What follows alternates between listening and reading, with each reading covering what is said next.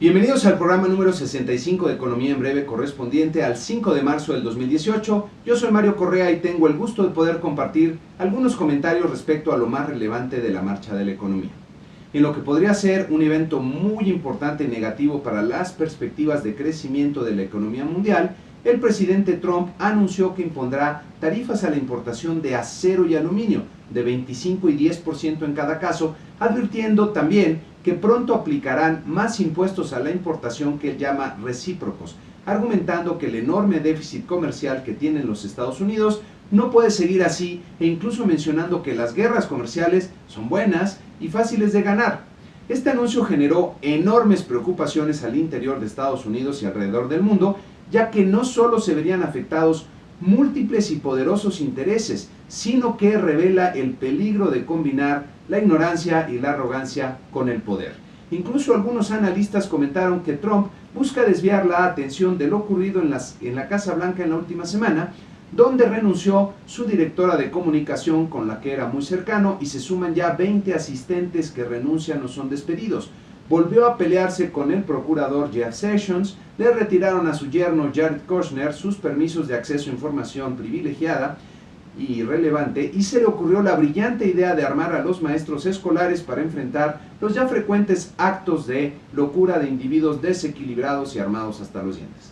Las reacciones de enojo en el mundo no se hicieron esperar. El presidente de la Comisión Europea, Jean-Claude Juncker, comentó que el bloque europeo está listo para responder, enfocándose, por cierto, en importaciones de Harley Davidson, Jeans Levi's y Bourbon Whiskey, que son, por cierto, producidos en los estados del vocero de la Cámara, el republicano Paul Ryan, de la líder demócrata Nancy Pelosi y del líder republicano en el Senado Mitch McConnell. Los europeos saben dónde apretar. De concretarse estas tarifas, Estados Unidos estaría saliéndose de las reglas del juego de la Organización Mundial de Comercio y desatando una guerra comercial donde los primeros perjudicados serían los consumidores estadounidenses, como ilustra esta brillante caricatura de Michelle Ramírez. Resulta increíble que Trump y su equipo no entiendan que al limitar las importaciones de estos metales encarecerán la producción de un sinnúmero de mercancías que son importantes para los consumidores estadounidenses.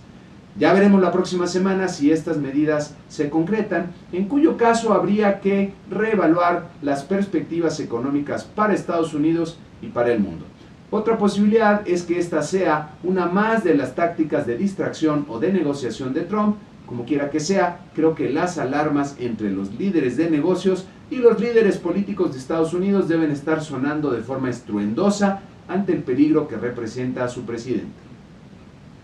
En este entorno, los mercados accionarios cayeron de forma importante y generalizada en el mundo, como aquí lo ilustra nuestra gráfica, donde el promedio de los 10 mercados que seguimos cayó 2.54% en la semana. La Bolsa Mexicana de Valores también reaccionó con una baja de 2.25% en la semana. Nuestro tipo de cambio volvió a presionarse un poco, perdiendo 1.56% en la semana y regresando a niveles por arriba de los 18.80 pesos por dólar. En otro evento que hubiera sido el más relevante, el nuevo presidente de la Reserva Federal, Jerome Powell, rindió su primer testimonio semestral de la política monetaria ante los comités acostumbrados del Congreso de su país. Entre los comentarios más relevantes, Powell comenzó por establecer su compromiso con la transparencia como fundamento de responsabilidad. Powell presentó una lectura positiva de la economía, señalando que crece a un ritmo sólido, que observan una aceleración modesta en los salarios, sólidas ganancias del gasto del consumidor, fundamentado en crecientes ingresos y riqueza en los hogares, y una inflación baja y estable. Algo que llama la atención es la forma en que caracterizó el mandato de la Reserva Federal y las palabras que usó, ya que señaló que el FOMC, Comité Federal de Mercado Abierto, buscará un balance entre evitar una economía sobrecalentada y en traer la inflación del gasto personal en consumo hacia el 2% de forma sostenida. Una economía sobrecalentada es aquella donde el crecimiento del consumo y la inversión superan los niveles sostenibles y comienzan a despertar a la inflación. La referencia a una economía sobrecalentada, según recuerdo, tiene mucho tiempo de no aparecer en un mensaje inicial del presidente de la Reserva Federal, lo que revela que el Fed está preocupada por ello y por lo mismo que siguen en camino a normalizar su postura monetaria, es decir, a seguir subiendo sus tasas de interés de referencia. Pasando a nuestro país, Banco de México presentó su informe de inflación correspondiente al último trimestre del 2017, el cual, por cierto, presenta muchas adiciones e información más detallada que permite una mejor comprensión de lo que está viendo nuestro Banco Central y de lo que viene hacia adelante. Mis felicitaciones a Banco de México por lo completo del informe.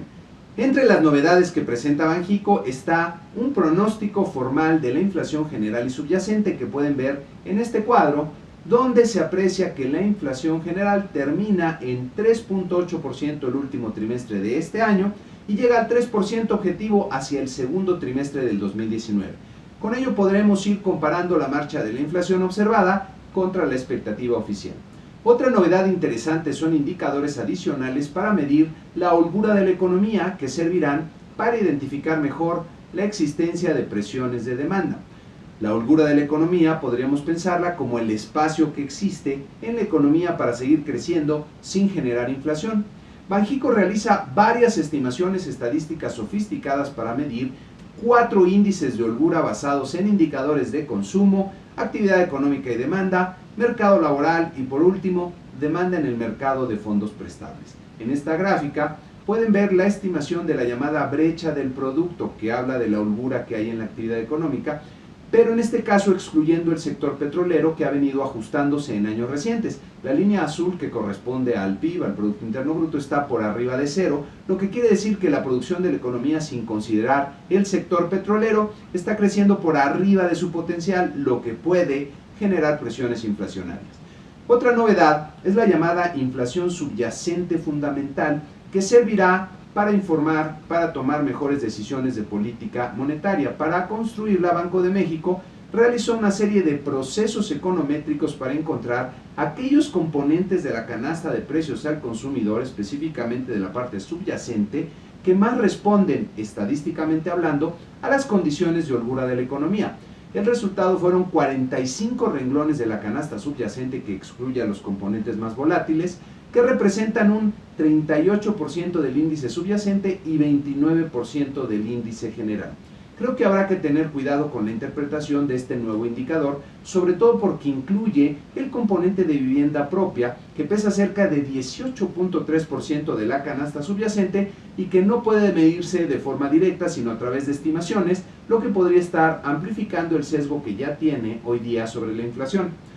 Una pieza más de información relevante es la referencia explícita a lo que Banco de México considera es la tasa de interés neutral para la política monetaria, es decir, la tasa en que la política monetaria ni frena ni impulsa la economía. Banxico refiere que el rango para la tasa neutral estaría entre 1.7 y 3.3%, con un punto medio en 2.5%. Esto quiere decir que si la inflación estuviera en su meta del 3%, la tasa de interés neutral nominal estaría entre 4.7 y 6.3%.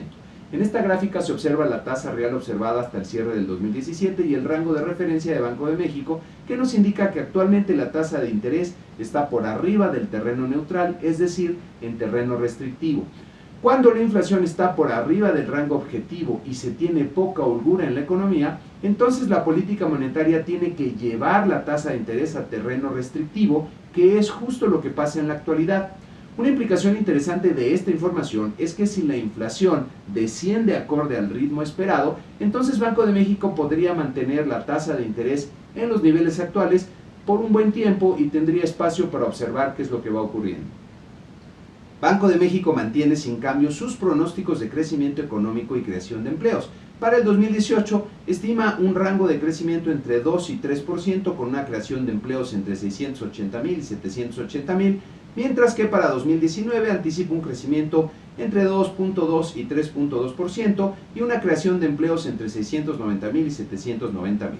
Después de ver el informe de inflación, me quedo con la impresión de que Banco de México podría esperar un poco para evaluar la marcha de la inflación y los cambios en las condiciones externas, y más adelante tendría que subir nuevamente la tasa de interés ante un entorno más adverso por la elevada incertidumbre que producen diversos factores, como la tensión que Estados Unidos está generando por sus ideas proteccionistas. por la normalización de su política monetaria y por la imposible inquietud del proceso electoral en nuestro país. Pasando rápidamente a los indicadores de la semana, las ventas minoristas se contrajeron 2.0% real anual en diciembre, como puede verse en esta gráfica, influidas de forma importante por la fuerte contracción de 10.4% real anual en vehículos y autopartes, como puede verse en este cuadro con la desagregación de las ventas. La balanza comercial presentó un déficit de 4.408 millones de dólares en enero, como resultado de fuertes tasas de expansión en las importaciones que superaron las tasas de crecimiento de las exportaciones, como pueden ver en este cuadro. No obstante, y como pueden ver en esta otra gráfica, donde presentamos la suma de las exportaciones e importaciones no petroleras en los últimos 12 meses, el comercio no petrolero continuó creciendo de forma acelerada para alcanzar 837.6 miles de millones de dólares en el mes de enero. La tasa de desocupación registró un nivel de 3.39%, la más baja para un mes de enero desde el 2003, lo que refleja un mercado laboral sólido. Las cifras de actividad financiera del mes de enero mostraron una ligera desaceleración en la captación, como puede verse en las barritas de esta gráfica, mientras que el financiamiento directo al sector privado aceleró un poco. Por último, la encuesta de expectativas realizada por Banco de México en febrero presentó una mejoría perceptible en el crecimiento del PIB, como pueden ver aquí, y en la creación de empleos esperados para este año, mientras que la inflación siguió subiendo de forma marginal y el tipo de cambio para el cierre del año se redujo de forma considerable. Las tasas de interés de referencia monetaria esperadas para el cierre de este año y del que sigue se incrementaron de forma relevante. En la semana que inicia destaca la decisión sobre las tarifas de importaciones de acero y aluminio, donde veremos si se mantiene la cordura de la administración Trump. En segundo lugar, tenemos el reporte de empleo del mes de febrero en Estados Unidos, para el que se espera una creación de 205,000 empleos no agrícolas y una tasa de desempleo que baje a 4.0%. Estos datos serán uno de los insumos básicos para la próxima decisión de política monetaria de la Reserva Federal. Tendremos también la decisión de política monetaria del Banco Central Europeo y en nuestro país destacan los datos del consumo privado interior de diciembre y de inflación del mes de febrero. Y con esto concluimos este programa número 65 de Economía en Breve, con la invitación usual a que se suscriban al canal, le den like al video y lo compartan. Muchas gracias.